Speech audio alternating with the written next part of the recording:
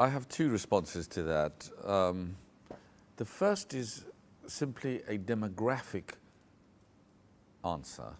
The fact of the matter is that the generations are aging and are getting older.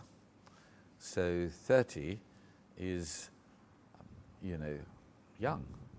So if somebody who's 22 goes and works on a yacht for 5 years, because they're going to live to be 80, if you believe in singularity, 125, in your generation, then you kind of say, well, yeah. However, the danger of it is that you've now elevated instant satisfaction into a new level, which is why an entire generation can have, one-night stands, it's quick, it's over, I move on to the next experience, it doesn't matter, because I need to keep myself stimulated. And it's stimulating being in Monaco or in, another part of the Med on a boat. It's quite nice. The danger of it is that you create a world in which what the philosophers will call, you become a solipsist, you become a person contained within yourself. Because the only thing you're looking for is your pleasure, your fulfillment, your enjoyment, but in a shorter time scale. And then what happens is you then become an experience junkie because you need that adrenaline, you need that experience to keep you going. And so, you become a digital addict, you become need for that. Yeah. And once you're there, it's like every addiction, you struggle to get off it.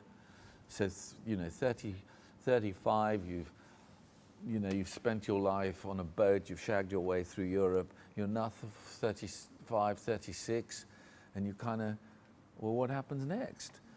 And you've lost the capacity to enter into a relationship, to spend time with the relationship, to sacrifice, all of that is now gone.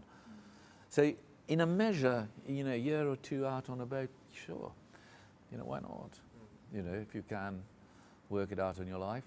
Yeah. Millennials have a completely different view to the way in which they want to engage with their work, which is great. But sort of a friend of mine runs a media company in London, small media company, 2-3 guys in it, doing very well. Said, I'm 31, I won't be, 31 very long. He's got 3 kids and has gone around the world for a year. Come back, difficult to reintegrate, but he's back. And, he said, well, what do you think? And I, well, you took your kids, you learned something, there's nothing wrong with it. But now you've got to knuckle down, because at the end of the day, you cannot just have deferred adolescence. You can't just defer the stuff, because sooner or later, those chickens will come home to roost. Yeah. They do.